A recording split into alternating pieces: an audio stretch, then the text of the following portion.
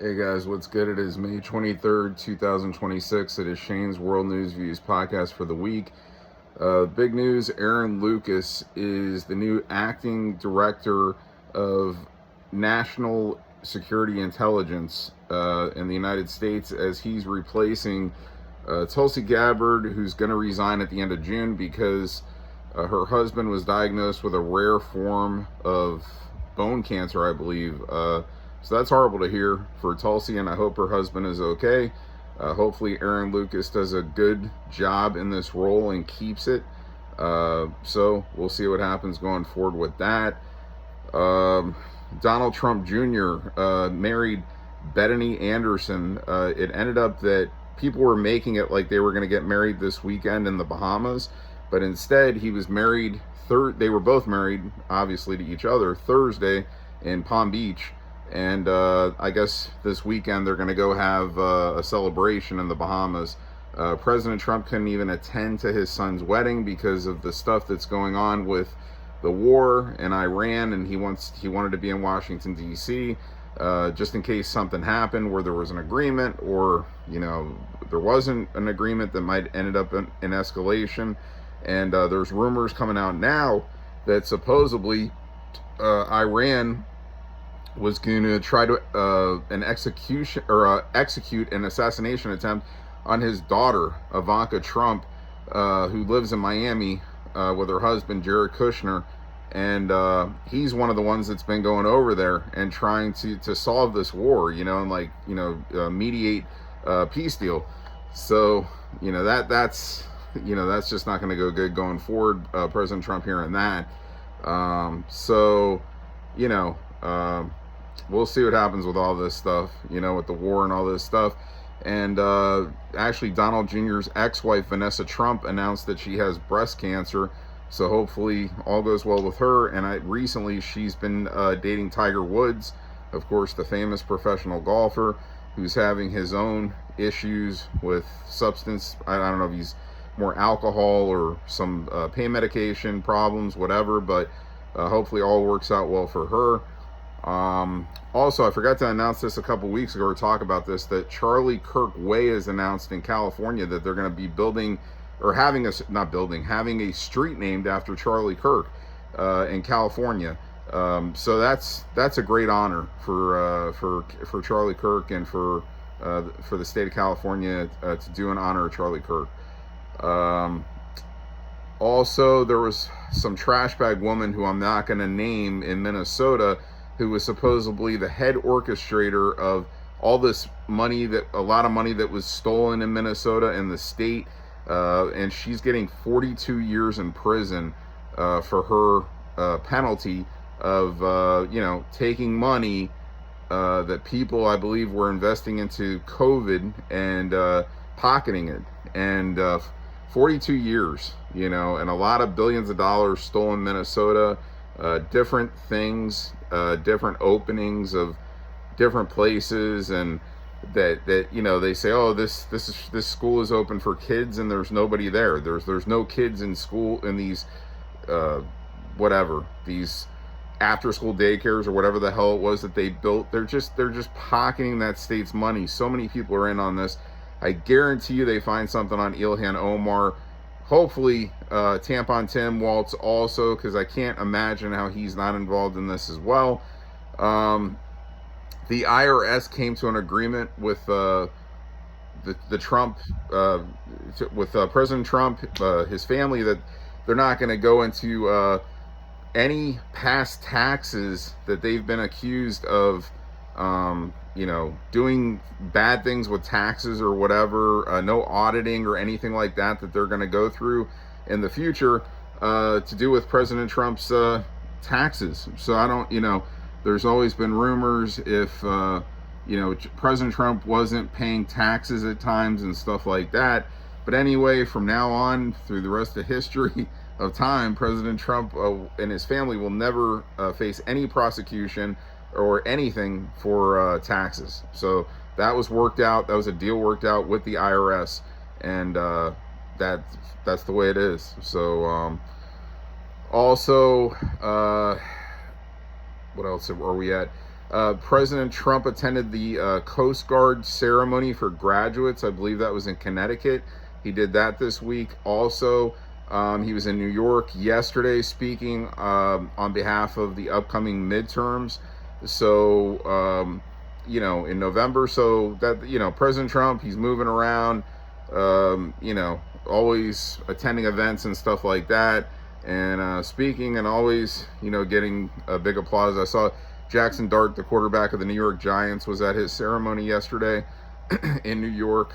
And anyway, so also there was a lot of primaries this week. I believe President Trump was 37. I thought he was 37 for 37 in his picks, being, all Trump's picks winning.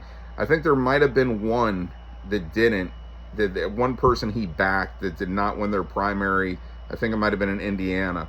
I thought it was 37-37 from what I read. Then I read something today that there was one person he backed that didn't win. But either way, if you're 37 for 38, that's a great mark. And he got Brad Raffensperger out, Secretary of State of Georgia. That guy was a scumbag. He was the one that he was on the phone with, and people were saying, oh, he's asking for one more vote.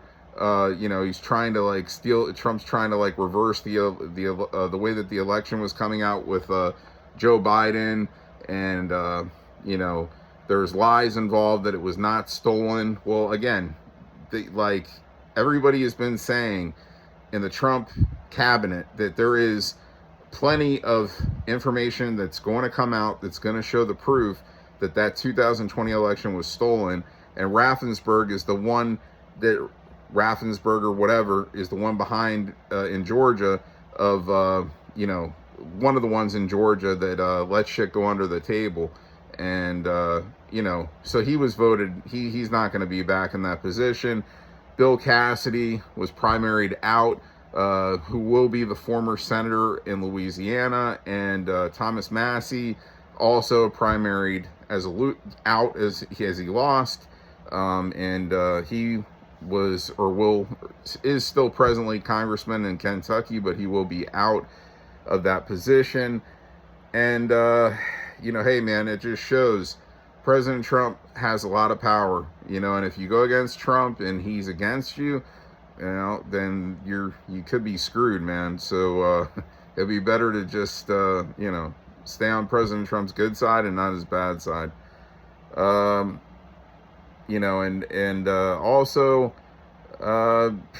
guys, I mean, we'll just see what happens here with the war. Hopefully again they come to some kind of agreement. I just don't personally see how this regime in Iran, what's left of it, is going to be coming to. I just don't see how they are going to come to an agreement, just because of all the regime members that have died there. Them being the current regime members being friends with those regime members that died. And I don't think there's a lot of, I'm not saying all the people in Iran's regime maybe are sadistic minded, but enough of them are, and then the other ones are going to side with what they do, and if they don't, then they'll be executed. Just like if you're a regular citizen in Iran and you speak out against their government, they'll execute you. It's fucking crazy. But, well, Marco Rubio was talking about it the other day, and he said it's progressing a little bit. We'll see what happens with that, guys. Trying to think what else, if there's anything else I want to talk about here. I don't think so, guys. I think we're kind of caught up on everything. I'm trying to think if there's anything else. I don't think so. Just give me a minute and let me think. I hate doing this because I'm going off the top of my head. There was a period where I was writing stuff, and then I said, you know what? It's more irritating for me to just sit here and jot down everything for the entire week. That takes too much time writing it down. Now I'm just going to kind of type it into my phone. I'm going to try to remember, just kind of study it a little bit as the week goes on. And I've been doing a pretty good job about that, and there's a couple things I miss here and there, but then I just come back with it the next week. if I forget. Now, another thing I thought of, Kyle Busch, NASCAR driver, former NASCAR driver, dies at 41 years of age. That's horrible. They said he was battling some kind of severe illness, that he was coughing up blood days before he died. He had like a really bad cough. I think he was having some kind of maybe breathing issues. That sounds to me more, I thought at first an infection, like a severe infection. I'm thinking like a blood clot in his lung or something. And it's a damn shame that he probably, I saw something about him saying that a week ago at the track, he asked to see a doctor or something, that he wasn't feeling well or whatever. But that's something that, like, I feel like he should have just gone into the emergency room like sooner. They could have done a scan on him. I don't know if this is officially a clot or not. I'm just assuming it could have been a blood clot in his lung after like reading up on it, after doing a search with the symptoms he had. But it's a horrible thing. He's a former NASCAR champion. He's too young, man. He had multiple kids. He was married. It's a damn shame. Donald Gibb also, who was in Revenge of the Nerds. He played Ogre. He was in many other movies. He passed away a couple weeks ago.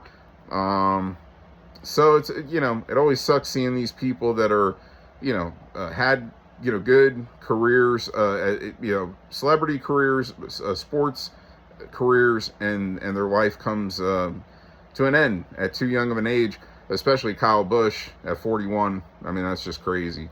So, anyway, rest in peace to Kyle Busch and his brother Kurt Busch. All the best to his family, Kurt Busch and the rest of his family, that, they can, have a peace of mind as fast as possible, because it's hard to deal with losing people. That's all I could tell you, because I lost my mom last year, so I know, and I've lost other relatives in the past, so we all know, unfortunately. So but they will be there. Their spirit will be there. They will show signs, and they're always there. You just can't see them anymore on earth until you get to the afterlife, where you have eternal life, supposedly. So anyway, guys, I think that's all I got for this week. I can't think of anything else. If I missed anything, I will highlight it in the next episode next week. So for this week's Shane's World News Views podcast, I'm out, and I'll see you next week. All right, peace.